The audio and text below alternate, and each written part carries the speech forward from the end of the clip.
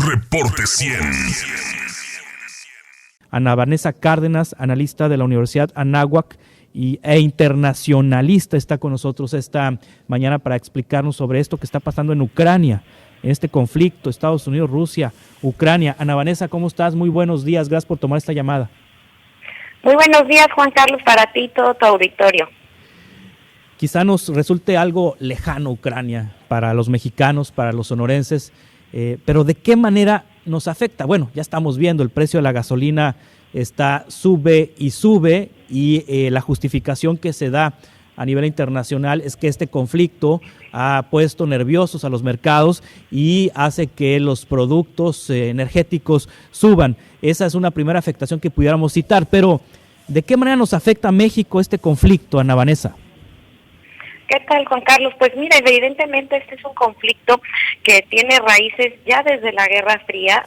Como bien dices, para los mexicanos de pronto Ucrania suena muy distante, muy lejano y un territorio poco conocido. Por eso vale la pena recordar a nuestro auditorio que tanto Ucrania como Rusia eran parte de la ex-URSS, de la ex-Unión de Repúblicas Socialistas Soviéticas, desintegrada en 1991, y a partir de ahí, bueno, Rusia queda con la intención de nuevamente anexar a su territorio Ucrania, ¿no? Tienen una gran frontera, y además él no solamente la considera como su zona de influencia, sino como parte de Rusia, ¿no? Como si fuera un brazo en el cuerpo de lo que es el territorio ruso. Y, ojo, muy importante, Ucrania ha sido por muchos años de los principales productores de trigo y maíz, ¿no? Incluso ha llegado a estar en el lugar número 3 a nivel mundial, y bueno, evidentemente la importancia que tiene Rusia para la distribución de gas en toda Europa y que por lo tanto influye en los precios también del petróleo, ¿no? Uno de los principales miembros, si no es que el principal en la OPEP. Entonces, como bien dices, el tema económico es lo primero que podemos ver en México como afectación. Está alza al petróleo, a la gasolina, y en futuros días veremos también que si sigue la tensión como parece ser, bueno, pues el precio también de estos productos como el maíz y del trigo se verán afectados. Por lo tanto, en el bolsillo del ciudadano común, que muchas veces es lo que nos importa cuando vemos estos conflictos tan lejanos, pues podemos ver un incremento en la inflación en productos de consumo básico, que bueno, a los productores en algún momento dado pues les puede beneficiar, así como al gobierno mexicano, que no había visto la suya para poder lograr el alza en los precios del petróleo que esperaba tener desde el principio del gobierno del presidente Andrés Manuel López Obrador, y que finalmente pues se vio frenado por la pandemia. Pero también es cierto que en términos macroeconómicos este conflicto puede frenar y hacer todavía más lenta la recuperación pospandémica. Sí, Ana Vanessa, es posible que haya guerra, que haya un conflicto armado. Estados Unidos advierte de que habrá una invasión rusa en Ucrania.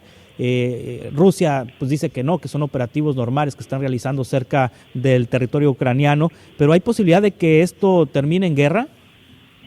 Sí hay una alta posibilidad.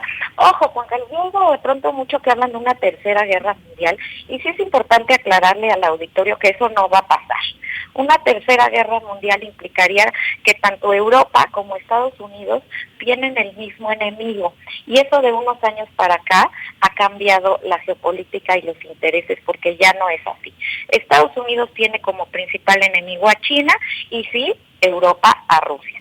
Entonces, una acción coordinada de la OTAN versus Rusia en caso de una posible invasión se ve muy lejana, porque incluso los preceptos de la OTAN hablan de que solamente se atacará o se intervendrá en países miembros de la OTAN, y Ucrania no es miembro de la OTAN. De hecho, este conflicto se agrava o se incrementa por el interés de Ucrania de formar parte de la OTAN, y a partir de ahí, bueno, Vladimir Putin pues exige a los países que forman parte de este bloque militar creado para frenar el socialismo, por lo cual ha sido muy cuestionada su existencia actual, pues que frenen estas operaciones alrededor de Rusia que ponen en peligro su territorio, y que además no solamente no se agregue a Ucrania a la OTAN, sino que se frene el envío de armas a las fronteras rusas.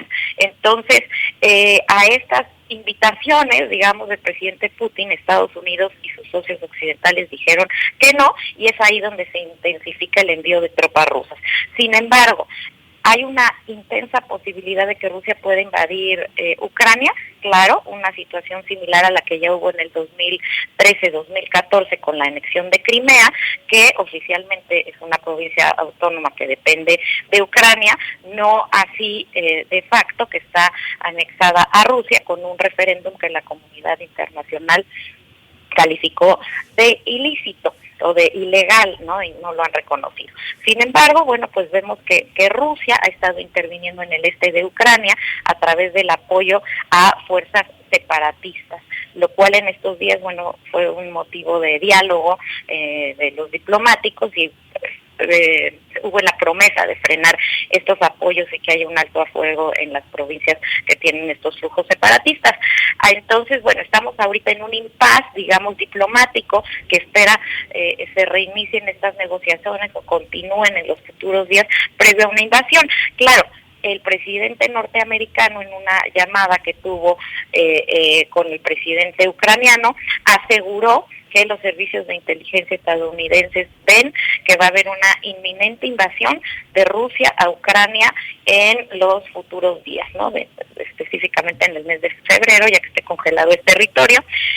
Fuentes extraoficiales dicen que fue una llamada ríspida entre ambos presidentes, que el presidente ucraniano cree que todavía haya esperanzas diplomáticas, no hacia Estados Unidos. Sin embargo, el apoyo de Estados Unidos, que sería fundamental para ver la dimensión de esta guerra, será con muy pocos soldados, 8.500 tiene previstos en su territorio y en alerta, algunos desplegados ya por la OTAN en Europa, el envío de armas, pero una incursión directa, frontal y una guerra total sería muy complicada, se ve lejana. Recordemos que ya hoy las grandes potencias están viendo el ciberespacio y el espacio espacial como los territorios en disputa y no guerras tradicionales. Entonces, sí, la posibilidad es un conflicto regional, sí, con escalada de violencia, pero no una tercera guerra mundial o un conflicto de dimensiones como los hubo en principios del siglo pasado.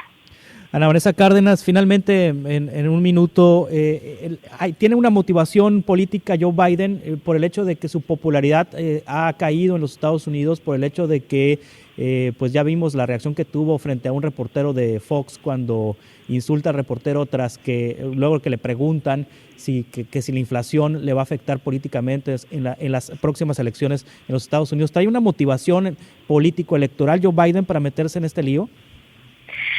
Mira, Juan Carlos, esto que comentas es sumamente importante, ya que todos los incentivos que hay para iniciar una guerra, el único que es positivo para Estados Unidos es crear un sentimiento de unidad en Estados Unidos, nacionalista versus esta guerra, y elevar su sentido de popularidad al defender Ucrania y, digamos, emular el sentimiento de superioridad que se vivía durante la Guerra Fría, ¿no? Lo cual podría traerle grandes ventajas en su popularidad de cara a las elecciones. Sin embargo, el tema económico en el bolsillo estadounidense también pesa mucho, y esto podría contrarrestar esta intención de popularidad en inmiscuirse en este conflicto.